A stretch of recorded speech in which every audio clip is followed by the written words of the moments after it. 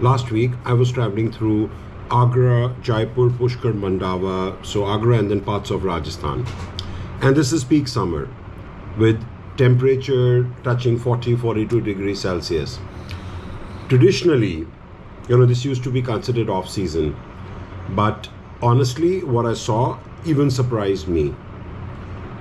Over the weekend in Jaipur, every single hotel, and I visited 10 of them for site inspection for our regular checks, every single one of them was sold out.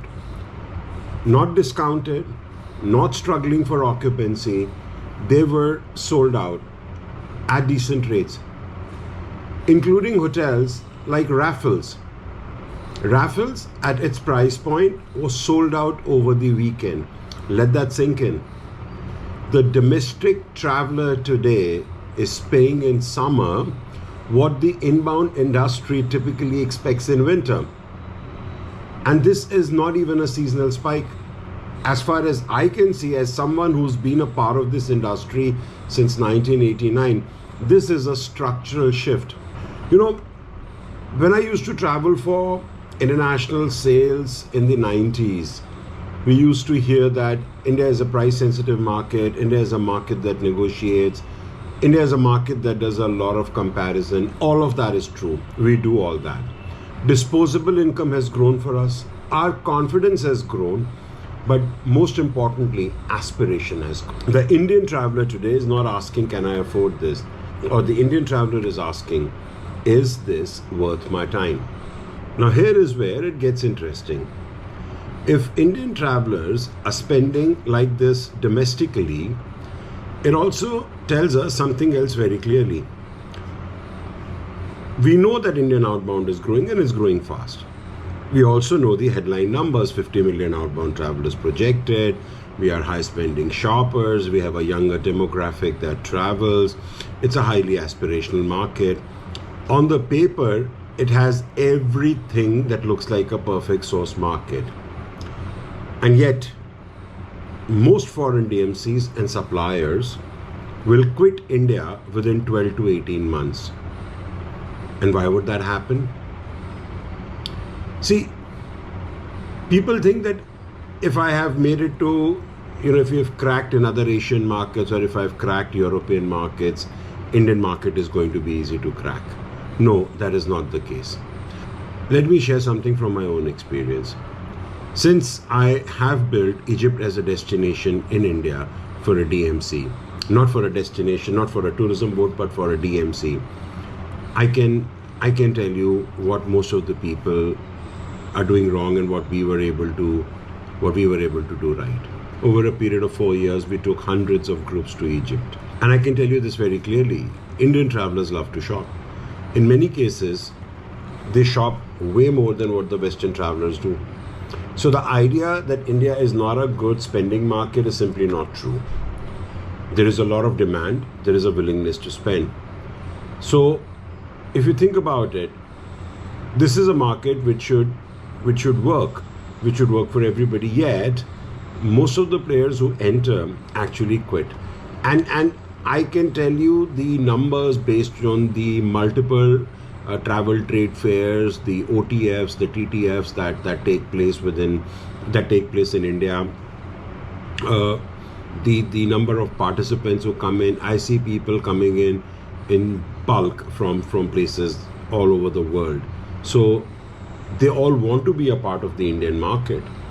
Yet on the repeat segment, so they come 1 year, but they're gone the next, or probably they come 2 years and after that they just disappear, saying that India is not for us. The real reason is simple. They see India, but they do not understand India. You come in, and this is something in international sales that I have been guilty of as well. We come in with assumptions that we say good product will sell, we need competitive pricing and it'll work, and we need a network of a few strong partners, and that would be enough for us to get the bulk of the business. India actually does not behave like that. The reason is India is not a well-structured, clean market. It is a fast-moving, comparison-driven, relationship-assisted commercial system. Let me repeat that for you. It is a fast moving, comparison driven, and relationship assisted commercial system. In this market, the first quote is not the real quote. Speed matters more than perfection. Price decides your relevance, and comparison will not stop. Even if you've received the booking, you can still get an email or a WhatsApp from your agent saying, hey, the client has asked around and he's getting a better quote somewhere, can you match it?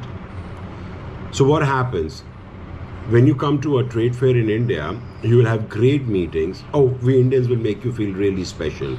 You will go back with a very positive feedback. You will see there is a strong interest. You will make your projection basis that, and then you will think that you are succeeding. But in reality, you were just evaluated. You're not being sold. You were just evaluated when they came here. Nothing has so far worked for you. See, India is not going to reject you immediately. It gives you signals. The question is, are you reading them correctly? So what are the common things? You misread interest as traction. You misread people you've met and the primary stage relationships you've built as loyalty. And you misread the activity that happened as business. And slowly, and I say this with utmost respect to all the work your teams have done, and slowly, without realizing, you will start losing. It will start with the margin, then you will start losing the attention, and then you'll not stay relevant at all. And then one day you will wake up and you will say, India is a difficult market. Let me tell you, India is not difficult. India is different. India is precise. And it will only reward you if you understand how it works. And it will be the first market to expose you if you don't understand how it works.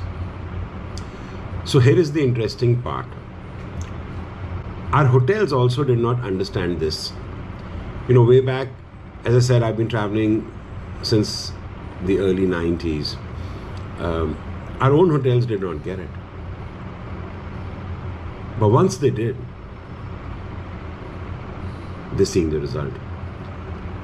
A houseful Jaipur in 40 degrees heat at strong rates, that is just not the demand. That is understanding, meeting opportunity. And that is the real shift. So if you're looking at India just as the source market, don't look at the numbers.